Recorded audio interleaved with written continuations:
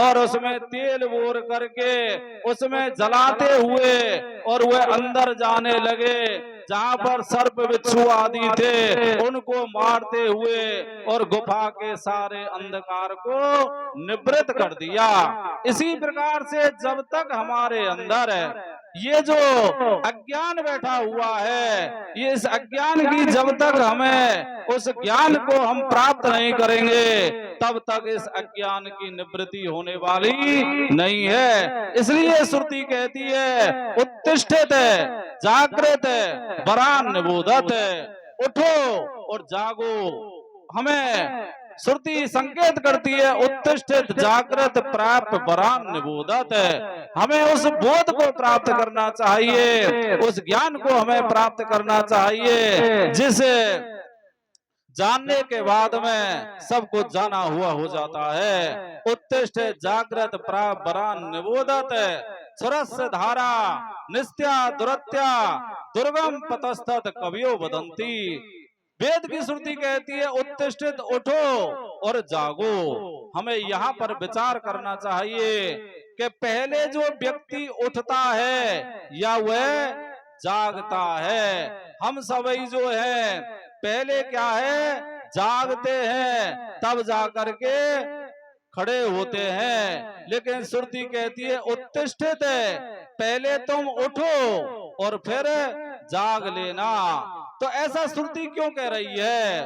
क्योंकि जैसे बालक जो है पढ़ने के लिए माता उसको जगा रही है, लेकिन बालक जो है आलस प्रमाद में और वह लेट जाता है, वह नहीं जग रहा है, स्कूल के लिए लेट हो रहा है, तो माता उसको खड़ा करके हाथ पकड़ करके उसको खड़ा कर देती है और वह आंखों को मीड़ता हुआ फिर जाग जाता है।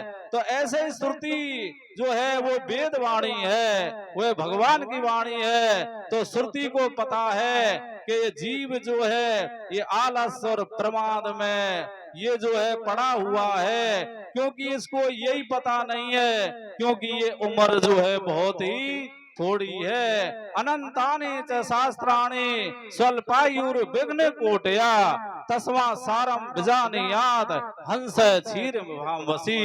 श्रुति कहती है शास्त्र अनंत है और उनके सिद्धांत भी अलग अलग हैं। अनंतानि च शास्त्राणि स्वल्प आयुर विघ्न कोटया, हमारी जो उम्र है वह उम्र हमारी बहुत ही थोड़ी है और इसमें भी अनेकों प्रकार के विघ्न और व्याधाएं हैं। इसलिए कहा गया तस्मा सारम विजानीयात, हमें उस सार तत्व को जान लेना चाहिए। तस्मा सारम विजानीयात, इतने शास्त्रों को इतने सिद्धांतों को हम पढ़ेंगे हमारा जीवन ही निकल जाएगा, लेकिन हम निश्चय नहीं कर पाएंगे कि वास्तविकता क्या है। इसलिए गुरु की शरण में जा करके हमें उस सार तत्व को जानना चाहिए कि सार क्या है और असार क्या है।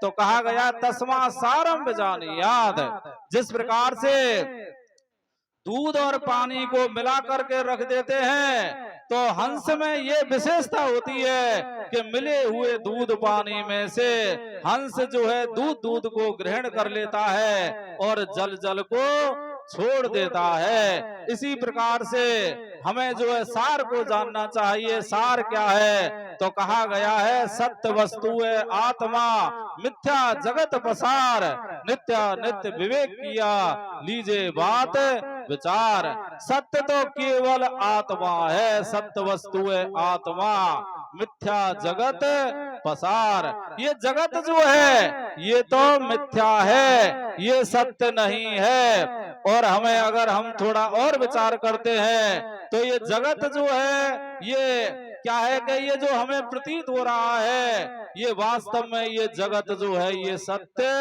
नहीं है। एक होता है दृष्टि सृष्टिवाद और एक होता है सृष्टि दृष्टिवाद। तो सृष्टि दृष्टिवाद क्या है और दृष्टि सृष्टिवाद क्या है, इससे पहले हमें थोड़ा और विचार करना चाहिए। एक होता है आरंभवाद और एक होता है परिणामवाद और एक होता है विवर्तवाद।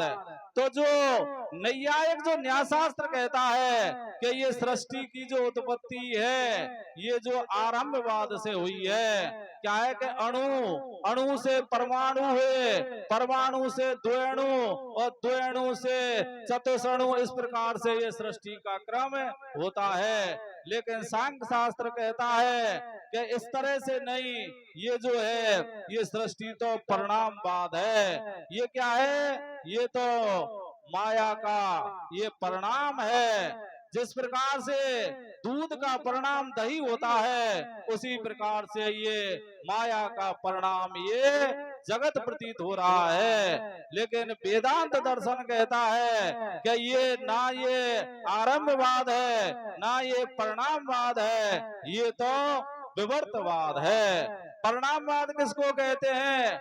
परिणामवाद कहा गया है कि समसत्ता और अन्यथा रूप को परिणामवाद कहते हैं। जैसे दूध की भी व्यावहारिक सत्ता है और दही की भी व्यावहारिक सत्ता है।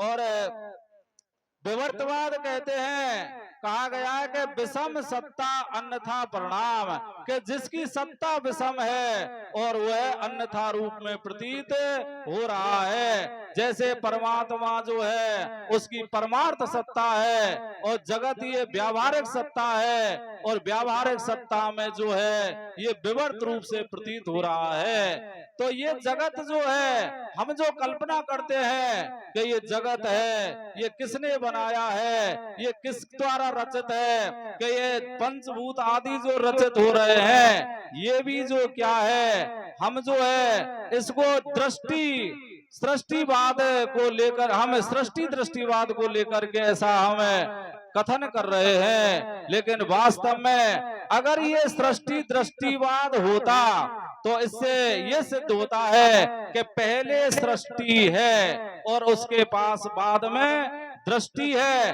तो यहाँ पर सृष्टि जो है वह आधार हो जाती है और सृष्टि की दृष्टि है वह आधे हो जाती है। अगर ऐसा होता है तो दृष्टि कल्पित हो जाती है, लेकिन विचार के द्वारा ऐसा अनुभव में नहीं आता है, क्योंकि ये जगत जो है ये तो वास्तव में दृष्टि सृष्टिवाद है। क्योंकि जब हमारी दृष्टि है तब ही जाकर के सृष्टि है। वास्तव में ये जगत अगर विचार किया जाए तो क्या है, ये जगत जो है ये उस परमार्थ सत्ता में इसका ये उत्पत्ति नहीं हुई है, क्योंकि ये उत्पत्ति भी हमको भ्रम से प्रतीत होती है।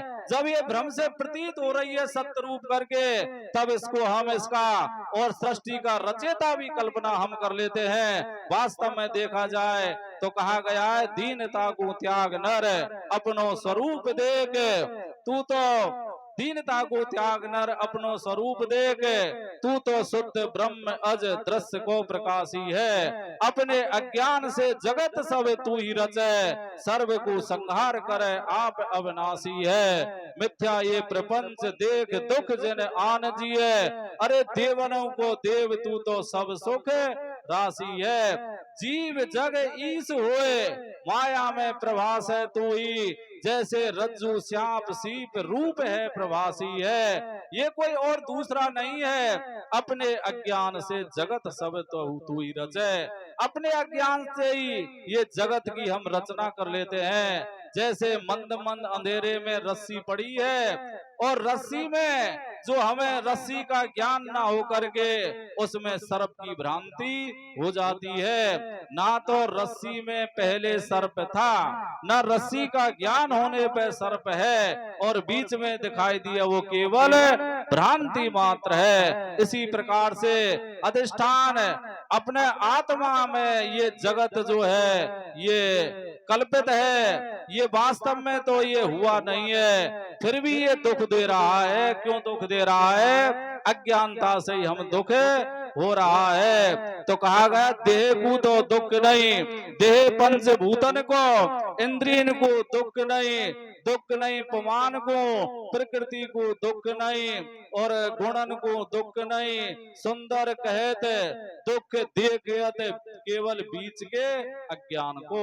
ये केवल अज्ञानता में ही और दुख सुख की प्रतीति हो रही है। इसलिए हमें अपने सच्चिदानंद स्वरूप, अपने आत्मा ब्रह्म स्वरूप को हम जब जान जाते हैं तो ये सारे दुख कले सारे प्रपंच की निवृत्ति हो जाती है।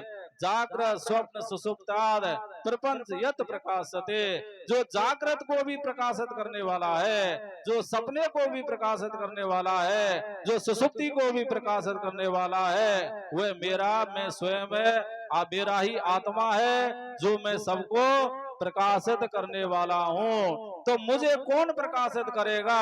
तो कहा गया है जानो जानो उसको जानो जो सबको जान रहा है, देखो देखो उसको देखो जो सबको देख रहा है। हमें उस अपने आत्म स्वरूप को ही जानना चाहिए।